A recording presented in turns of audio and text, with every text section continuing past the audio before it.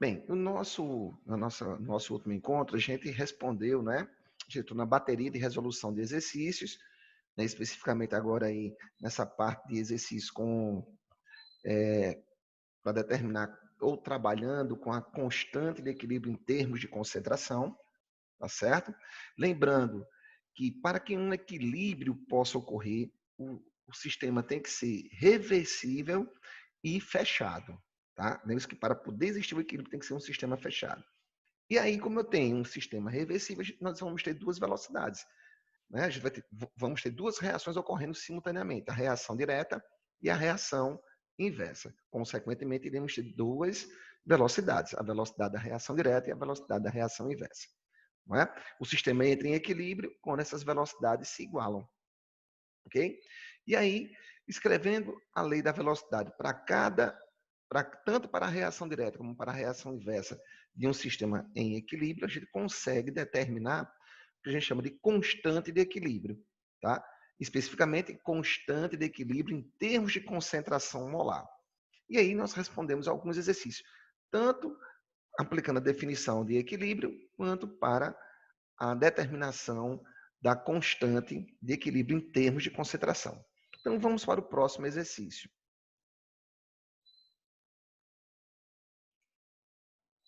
Ok, vamos lá.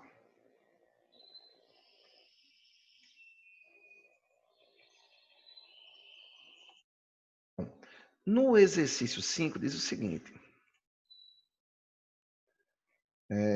Em um recipiente de 400 ml são colocados 2 mols de PCl5 gasoso uma determinada temperatura. Esse gás se decompõe segundo a reação química abaixo. E o equilíbrio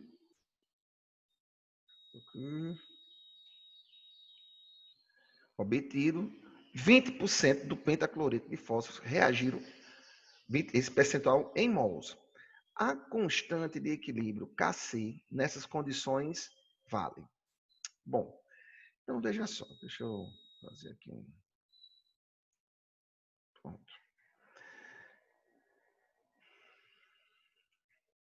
Tá? Então, a equação é essa, não é isso? O pentacloreto de fósforo se decompondo em gás cloro e tricloro fósforo, né? Tricloreto de fósforo, tá? Diz que no início nós temos 2 mols, né, do PCl5 e nada, né, porque não tá formando ainda o produto, não é? Do PCl3 e do gás cloro, tá? Ora, reagem, não é isso? Por que 0,4? Ele não fala aqui, ó, né, que 20% do pentacloreto de fósforo reagiram. Então, 20% de 2, não é? Beleza? Dá 0,4. Beleza? Tá? E aí, veja que na equação nós temos para cada a proporção estequiométrica 1 mol, 1 mol, 1 mol. Então, se reage 0,4 desse camarada, vai produzir quanto? 0,4, 0,4. No equilíbrio, o que aconteceu? Tá? Eu vou ter 1,6, não é? Do PCl5, e continuo tendo 0,4 e 0,4. Certo? Ora, vamos agora fazer o quê? Lembre-se que a expressão da constante de equilíbrio não é em quantidade de mols. Isso aqui nós fizemos, como no exercício anterior, determinar no equilíbrio a quantidade em mols de cada componente presente no equilíbrio. Certo? Só que o que nós determinamos, Kc é a constante de equilíbrio em termos de concentração. A concentração molar é mol pelo volume, mol por litro. O volume é de 400 ml, que corresponde, lembre-se, para passar de mililitros para litros, você divide por 1000. Tá? Isso vai corresponder a 0,4 litros. Bom, tendo agora a quantidade em mols, não é? dos componentes que constituem o equilíbrio, E tendo o volume, nós vamos determinar a concentração molar. Vamos ver aqui. Certo? Ó. Então, o que foi que nós fizemos? Pegamos aqui, ó. Quanto é que eu tenho do PCl3? 0,4. Dividido pelo volume, que é 0,4. Vai dar 1. Não é? Do gás cloro, que também é 0,4. Dividido por 0,4, 1. E do PCl5 é 1,6. Dividido por 0,4, que vai dar 4. Então, agora sim, ó, nós fizemos o quê? Determinamos as concentrações molares presentes nesses 400 ml quando a gente coloca esta quantidade de PCl5 gasoso, tá? Bem, agora vamos escrever a expressão da constante de equilíbrio em termos de concentração.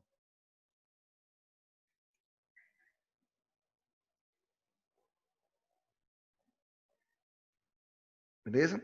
Concentração do produto ou dos produtos elevado a seus coeficientes estequiométricos, não é? 1 e 1, dividido pela concentração do reagente elevado a seu coeficiente estequiométrico. Como agora a gente também conhece as molaridades, feito isso, agora é só substituir.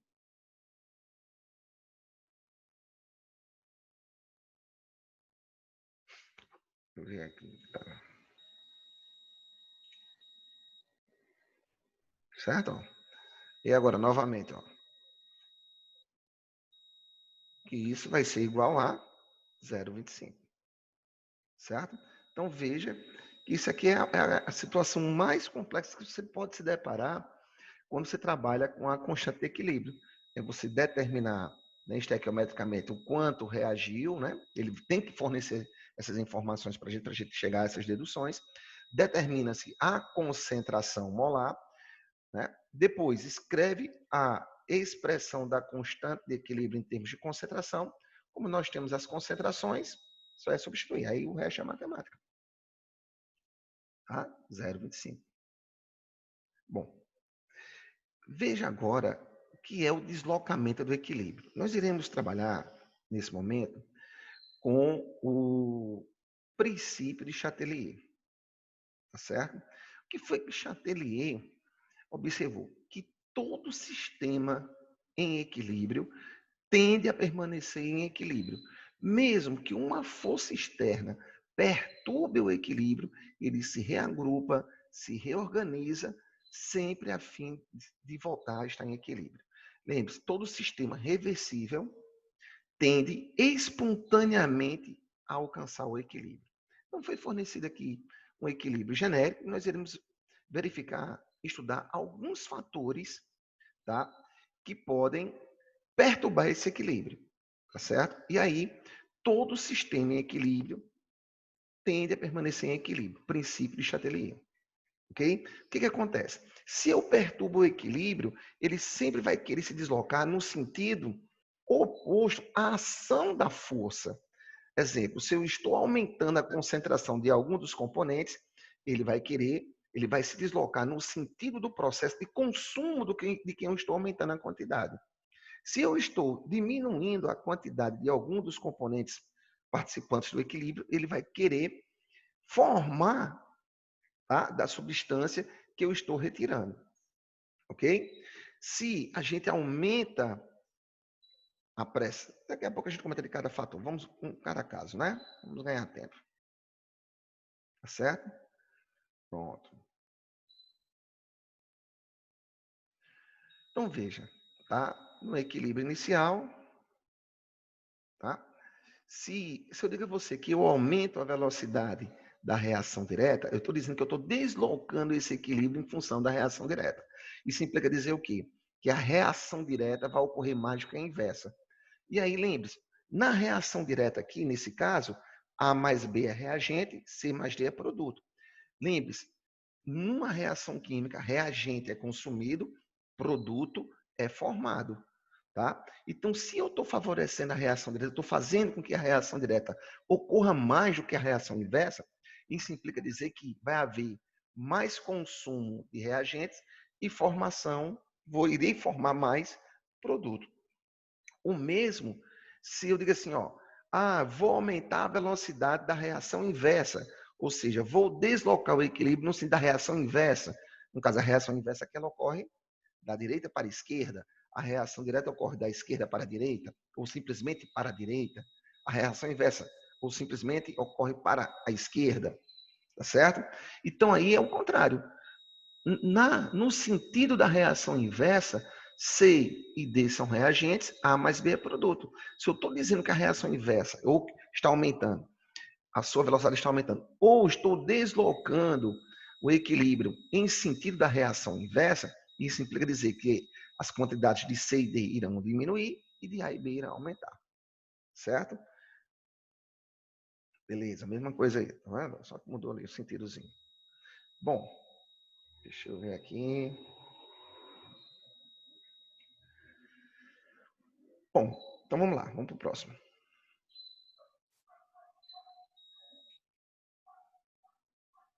É hora aqui.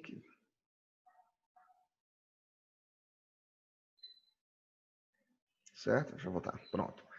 Aquilo que a gente comentou, né? O Chatelier diz, quando um sistema em equilíbrio sofre algum tipo de perturbação, tá? Ele se deslocará no sentido a minimizar essa perturbação, a fim de voltar a estar na situação de equilíbrio. Então, todo sistema em equilíbrio tende a permanecer em equilíbrio. Bom, então, a gente pode perturbar esse equilíbrio através de quê? De variação da temperatura, das concentrações, da pressão, né? Ainda tem outro, que é o caso do catalisador, que eu falo nele por último, tá certo? Então, temperatura. Para a gente saber a influência da temperatura, tem que ser fornecido na equação termoquímica a variação da entalpia. Por quê? Porque sabendo a variação da entalpia, eu vou identificar qual dos dois processos no equilíbrio é exotérmico e qual é endotérmico. Tá certo? Lembrando que quando eu tenho uma equação reversível indicando um equilíbrio, a variação de entalpia ela é sempre em função da reação direta. Tá? Então, ela vai determinar se a reação direta é endotérmica ou exotérmica. Se a reação direta é endotérmica, a sua reação inversa vai ser exo. Se a reação direta é exotérmica, a sua reação inversa vai ser endo. Tá? Então, a primeira coisa que a gente tem que ver, ó, pronto, aqui o nosso equilíbriozinho. Tá? Foi fornecida a variação da entalpia. E está indicando para nós que a variação da entalpia é menor que zero. Aprendemos em termoquímica que valores menores que zeros para a entalpia indica que o processo é isotérmico. Tá? Então, veja, lembre-se, a variação de entalpia ela é definida sempre em função da reação direta. Tá? Então, o que a variação da entalpia está me informando? Que a reação direta é isotérmica. Consequentemente, a reação inversa vai ser endotérmica. Tá? Então, veja, ele está falando aqui para nós que o dióxido de nitrogênio é castanho avermelhado e que o N2O4 é incolor. Bem, o que vai acontecer com esse equilíbrio se eu perturbá-lo aumentando a temperatura? Quando você aumenta a temperatura, você está fornecendo calor. Ora, quem é que gosta de receber calor? Os processos exotérmicos ou os processos endotérmicos? Quem gosta de receber calor são os processos endotérmicos. Então, eu estou perturbando esse equilíbrio, aumentando a temperatura. O que vai acontecer? Ora, quem gosta de receber calor vai ocorrer mais de quem não gosta. Então, isso implica dizer que a reação inversa vai ocorrer com maior velocidade do que a reação direta. Isso implica dizer haver um consumo do N2O4 e um aumento na concentração do NO2. E aí, uma pergunta que é muito comum de fazer, qual vai ser a cor que vai ficar incolor ou castanho avermelhado vai ficar mais intenso se eu aumento a temperatura? Bem, se quem dá a cor castanho escuro é o NO2 e aumentando a temperatura, a gente faz com que a reação de sua formação ocorra mais rápida do que a reação de sua decomposição, isso implica dizer que a solução terá uma cor de castanho avermelhado mais intensa. beleza? Mas, e se em vez agora de aumentar a temperatura, a gente diminuir a temperatura? Quando você diminui a temperatura, tá? Você está retirando o calor do processo. Ora, quem é que gosta de perder calor? Os processos exotérmicos, tá? Os processos exotérmicos gostam de perder calor. Isso implica dizer que a reação direta vai ocorrer com maior velocidade do que a reação inversa, tá? Isso vai fazer com que a cor castanho avermelhado vá diminuindo. Por quê? Porque a substância NO2 está diminuindo de concentração, enquanto que a incolor está aumentando, certo? Essa é a análise de como a gente faz, que a gente faz quando se varia a temperatura de um equilíbrio, certo? Para isso, eu tenho que saber a variação da entalpia desse equilíbrio. Lembrando que a variação da entalpia é sempre em função da reação direta, certo? Nesse caso, como está indicando para nós que é menor que zero, entalpia menor que zero indica que o processo é isotérmico.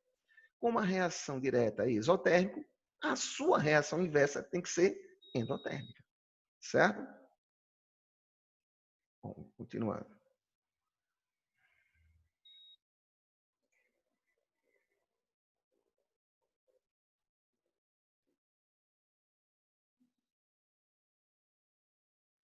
Bom, e aí, é só explicando o que a gente acabou de comentar, tá certo?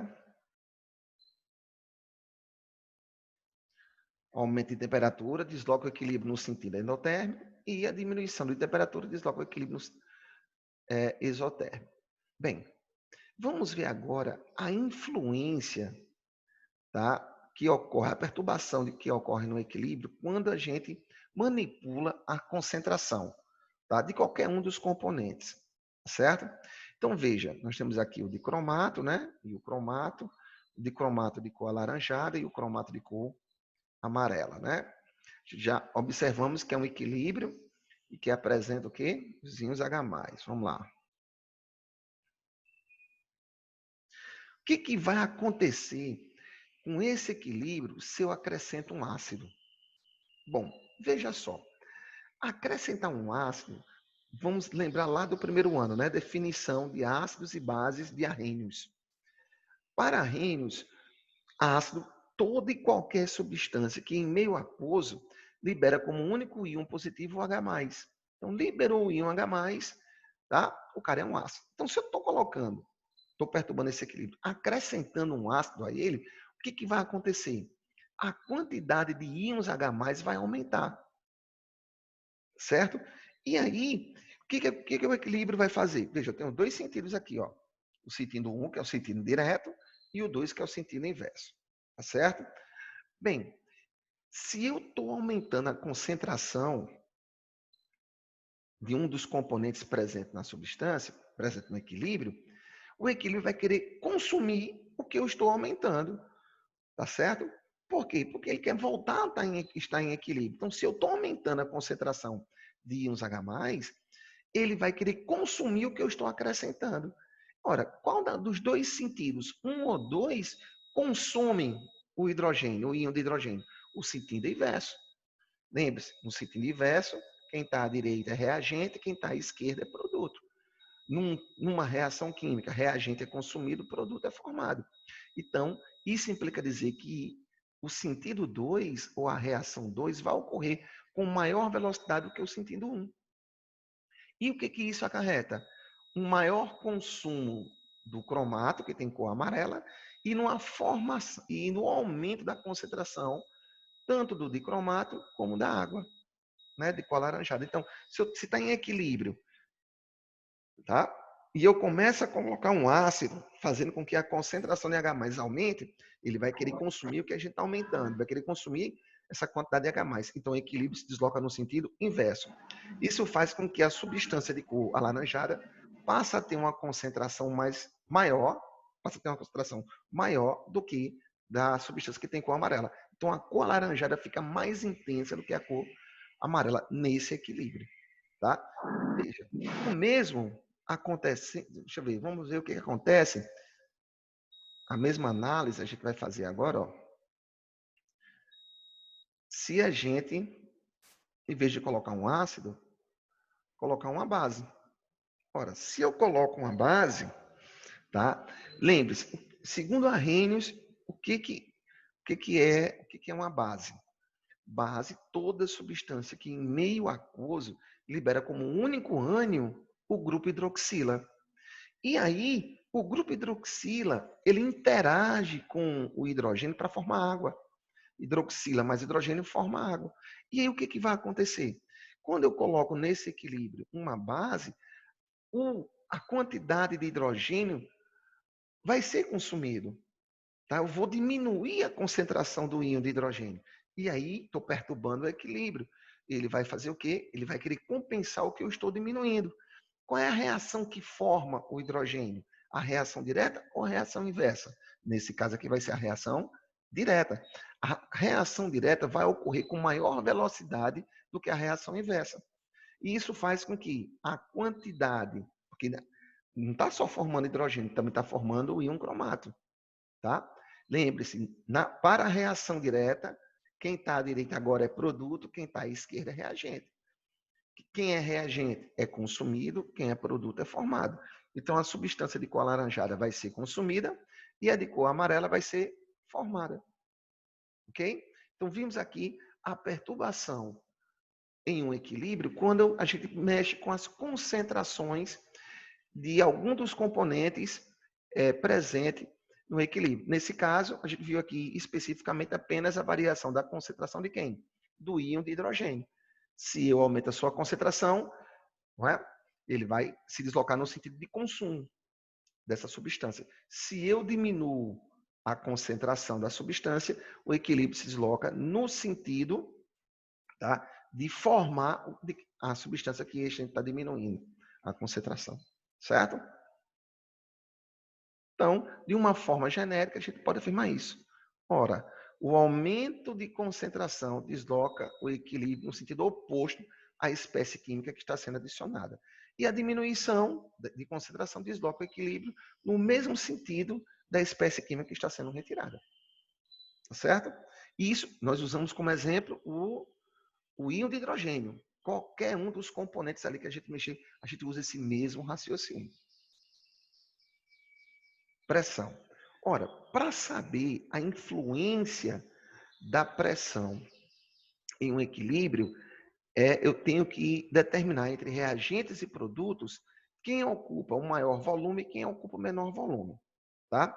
Então, veja, de maneira teórica, vai ocupar o maior volume a maior quantidade de substâncias gasosas. Vai ocupar o menor volume a menor quantidade de substâncias gasosas. Então, a primeira coisa que eu vou verificar num equilíbrio são as quantidades de substâncias gasosas presentes entre reagentes e produtos. Tá? Então, veja nesse equilíbrio, que é um equilíbrio muito comum, muito corriqueiro, né? Que é o equilíbrio de formação da amônia e de sua decomposição. Então, observe que está todo mundo na fase gasosa, todo mundo aqui é gasoso. Né? Só que, entre os reagentes da reação direta, eu tenho 1 mol de nitrogênio gasoso com 3 mols de hidrogênio gasoso. Nós temos 4 mols, que eles chamam aquele 4 volumes, só para expressar a quantidade. Né? E no produto apenas 2 volumes, ou seja, 2 mols de amônia. Então, observe que nós temos aqui diferença de volumes entre reagentes e produtos. Tá? Bem, o que vai acontecer aí? Se eu aumento a pressão desse sistema, quando você aumenta a pressão, o que acontece com o volume de qualquer sistema? Diminui. Tá? Então, quando a gente aumentar a pressão nesse equilíbrio, ele vai se deslocar no sentido de quem ocupa o menor volume. E nesse caso aqui, é o sentido da reação direta, que é o sentido de formação da amônia. Isso implica dizer que a reação direta vai ocorrer com maior velocidade do que a reação inversa. Certo? Tá? Isso faz com que a quantidade de amônia vai aumentar e a quantidade de nitrogênio e hidrogênio vai diminuir, porque está sendo consumido. Se eu diminuo a pressão nesse equilíbrio, ora, se você diminui a pressão, o volume do sistema aumenta. Tá certo? Isso é muito fácil de você visualizar quando você pega uma seringa de injeção. Né? Claro, ela lacradazinha, sem agulha, né?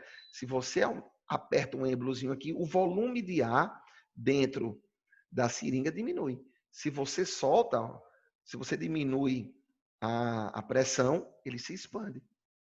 Tá certo? Então, se eu diminuo a pressão nesse equilíbrio aqui, o que vai acontecer? O equilíbrio vai se deslocar no sentido de maior volume. E nesse caso, o maior volume está no sentido da reação inversa. Isso implica dizer que a reação inversa vai ocorrer com maior velocidade do que a reação direta. Isso vai fazer com que a quantidade de amônia agora, nesse caso do NH3, diminua, porque está sendo consumido, e a quantidade de nitrogênio e hidrogênio aumente. Tá? Bem, aí eu tenho que ter só um pouquinho de cuidado. Se a quantidade de substâncias gasosas entre reagentes e produtos for a mesma, a pressão não vai provocar perturbação no equilíbrio. Ou seja, aumentando ou diminuindo a pressão em um sistema em equilíbrio com quantidades de volumes iguais entre reagentes e produtos, não ocorre deslocamento de equilíbrio. Por exemplo, se aqui fosse 4 mols também de amônia, tá? Aumentando ou diminuindo a pressão, não iria perturbar esse equilíbrio. Só ocorre perturbação do equilíbrio se a quantidade de substâncias gasosas entre reagentes e produtos forem diferentes. Tá? Essa informação é importante. Certo? Vamos aqui para o próximo. Tá? Então, aqui o que a gente acabou de comentar, não é isso? O aumento de pressão desloca o equilíbrio no sentido de menor volume e a diminuição no de maior volume, que a gente acabou de comentar. Bem, vamos ver aqui alguns exemplos da aplicação desses conceitos. Ficou faltando um, que a gente também comenta, que é o catalisador. Por quê? Às vezes é muito abordado em questões de vestibulares a influência do catalisador no equilíbrio. O catalisador, como a gente aprendeu em cinética, ele apenas faz com que a velocidade da reação ocorra de forma mais rápida. Tá certo? Ou seja, ele aumenta a velocidade da reação. Bom, como não em um equilíbrio químico nós temos duas reações ocorrendo, então nós temos duas velocidades também ocorrendo. Então, quando eu coloco um catalisador, ele tanto vai aumentar a velocidade da reação direta, como ele também vai aumentar a velocidade da reação inversa. Então, ele não vai provocar, a presença do catalisador não provoca deslocamento do equilíbrio, apenas faz com que esse equilíbrio ocorra de forma mais rápida. Tá certo? Então fica atento a essa informação, tá legal? Ó, já estou vendo aqui, ó, tá vendo? Introduzindo um catalisador? Não. Catalisador não desloca o equilíbrio, mas faz apenas com que ele ocorra de forma mais rápida. Beleza? Certo? Bem, então, ó, veja só, é possível deslocá-lo para a direita. Ele forneceu um equilíbrio e quer saber qual alternativa faz com que ele se desloque para a direita. Se deslocar para a direita é fazer com que a reação direta ocorra mais do que a reação inversa. Ou seja, que a velocidade da reação direta seja maior do que a inversa. Tá certo? Então, de cara aqui, você já retira o catalisador. Tá certo? Porque pelo o comentário que nós fizemos, o catalisador faz apenas com que a reação ocorra de forma mais rápida. Ele não desloca o equilíbrio. Bem, se você retira o dióxido, o gás nitrogênio, né? O gás nitrogênio, se você diminui a concentração de gás nitrogênio, veja, se você está diminuindo, o que o equilíbrio quer fazer? Ele quer formar o que você está diminuindo, que você está retirando. Ou ainda, como tem lá no nosso resumozinho, quando você aumenta a concentração de um dos componentes, o equilíbrio se desloca no sentido contrário a ele, não é? Se você diminui, ele se desloca no mesmo sentido, tá certo? Eu prefiro fazer o seguinte: se está diminuindo, ele vai querer formar, compensar o que eu estou retirando. Qual dos dois sentidos aqui do equilíbrio forma nitrogênio? O inverso. Tá? Então, diminuir ou retirar o gás nitrogênio, isso implica dizer que a reação inversa, que é a reação que ocorre para a esquerda, ocorre mais do que para a direita. Tá certo? Então, não é isso que a gente quer. Removendo o óxido ou monóxido de nitrogênio? Ora, se você remove, você vai querer fazer o quê? O equilíbrio vai querer formar o que eu estou diminuindo, não é isso? Então, a reação direta vai ocorrer mais do que a reação inversa, que é o que a gente quer. Tá? Deslocar qual fator estava provocando o deslocamento para a reação direta ou para a direita. Certo? Vamos para o próximo. Bem, então veja esse outro equilíbriozinho aqui. Tá? Queremos aumentar a concentração de dióxido de carbono nesse equilíbrio. Para isso, ocorrer devemos.